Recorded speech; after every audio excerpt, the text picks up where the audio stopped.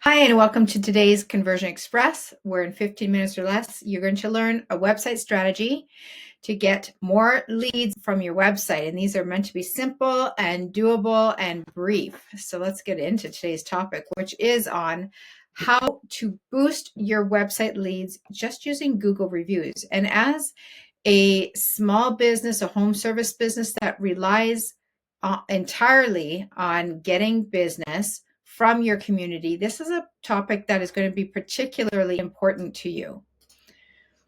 So one of the things I want you to understand is that people do not make the decisions at the same pace or in the same way.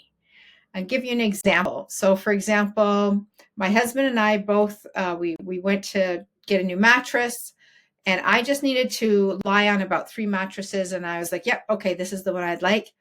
But he had to lie on, I think, almost every single mattress and then go back and then narrow it down and try again. And so our decision-making processes were very different. I could make decisions and tend to make decisions quickly. He makes them really slowly.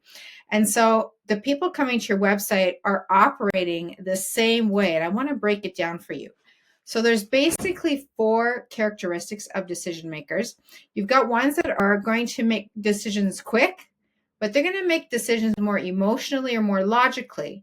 And then you're going to have those same people who are emotional, logical, make decisions at a very slow pace. And so on your website, you need to be catering to each type of decision maker. So how exactly are you going to tackle this on your website? So first of all, if we're talking about emotional and fast-paced decision makers, they're going to be more prone to making decisions by what they're seeing at the top of the page. And actually, any kind of decision maker who is making decisions quickly, it's always best to have the most critical information near the top of the page, because they're less likely to scroll further down on the page compared to your logical people. So for emotional and fast-paced, you actually want to draw their attention to important information using icons and images. Now, when it comes to slow-paced emotional decision makers, they're more likely to be prone to be influenced by emotion, obviously, but also in the way of trustworthiness, reviews, and testimonials throughout the page. Remember, they're slow paced, so they're going to go further down on that page. So it's important you have a lot of these different indications to help them make a decision. When you have someone who is logical and slow paced in their decision making, they're more prone to be influenced by clarity, by message that is what focused, meaning talking about the features and the benefits of those features. You also, as you go through the page, you want to be connecting the dots and building trust, because again, they're slow paced. They're more likely to read all of the details and read a lot more of what's on the page. For those that are logical but make decisions quickly, they're more prone to be influenced by clarity, facts and numbers, and testimonials. But remember, that kind of stuff has to be at the top of the page because they make decisions quickly. But the one thing that no matter what kind of decision maker you have, the commonality that they have is they all need something called trust. They need things that signal trust. So how do Google reviews fit in all of this, in talking about the kind of decision makers there are and how to use it on your website? So you basically want to use Google reviews to build trust, because that is essentially the main purpose of Google reviews, is to help potential customers read reviews and reach out to you. So it's definitely a trust signal. And I'm going to show you 4 ways to use your Google reviews to build trust on your website. So the first one is through headlines. So here's one I did it for a client. These examples that I'm showing you all came from a pest control company. I did their website, and so I took out some of the examples we used, and they had over 700 5-star Google reviews. So there is a ton of information and language there for me to use. And so one of the ways I used a Google review was in a headline. Now, I didn't just pick any headline, and neither should you. If you know that your potential customer, one of their main concerns or questions they're asking is about price. They're worried about price. They want to price compare. So instead of you saying that you're reasonably priced or you're the cheapest or whatever, you should have one of your customers claim that, not you. It's got more credibility behind it when someone else is making the statement. And you can put that kind of thing, for example, on a headline like this. It was just a headline. It said, and the cost was very reasonable, 5 stars out of 5. And then you could go into a frequently asked questions section, for example. This would be one of the places it could be used. Another example of where to use information from your Google reviews are close to buttons. This is particularly important because buttons are actually calling people to take action, and people are hesitant to do that often unless they have a super urgent need. It's best to have incentives or reasons to get them to click that button. I'm going to show you how to use a Google review to get them to do that. So in this case, same pest control company, one of the ways that people could reach out to them was through filling out a form. But you and I know that sometimes when you fill out a form, you don't have a lot of confidence that the form's going to make its way to the right person, or that you're going to get a timely response. So to tackle that concern, I took another Google review from something somebody said that was perfect around the CTA button.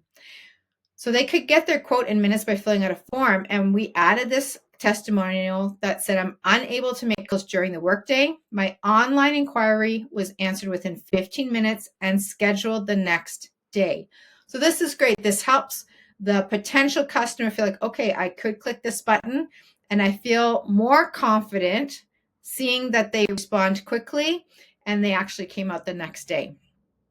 Now, another place you can use these Google reviews or information from them is something called sticky bars. And a sticky bar is basically something that you put usually at the top of your website.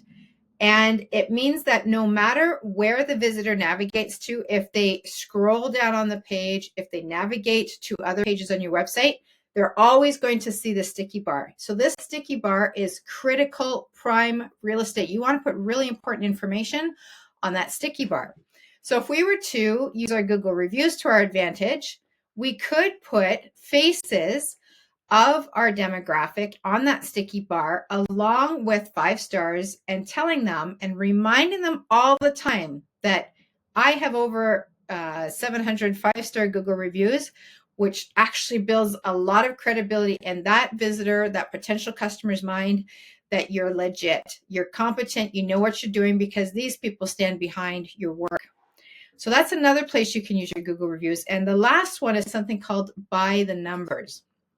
What I mean by that is you could have something like this in your hero section on your website or in any other places, but you're going to use your Google reviews to give them information. So for example, because this pest control company had over 700 5-star reviews, we know and we can back up the claim that you have at least 700 happy customers. In fact, you have over 700 happy customers. That is awesome, okay? The other way we can build credibility or help build trust in that potential customer's mind is by looking at the reviews, seeing on all the places that people mentioned or talked about whether you were on time or not. And if out of, for example, 100 people who talked about whether or not you were on time, only 4 of them said you weren't, you have a 96% punctuality rate. So put that in. And over here, a 92% success rate. If you had 200 people saying, commenting on whether or not your services helped them, and 16 of them said they didn't get the results they were looking for, but the other 184 people said they did, you have a 92% success rate. So you could put that number on your website. And all of these things with the sticky bar, the by the numbers, and putting it around your CTA buttons and around in your headlines, all of these are uses of Google reviews to address building trust in any kind of decision maker. You can put some of it at the top, some of it throughout the page, and all of these things are going to signal to any kind of decision maker that you're trustworthy, that you're competent. And when you can put those kind of signals on your website, you're actually telling the customer that you can help them, and they're more likely to reach out to you.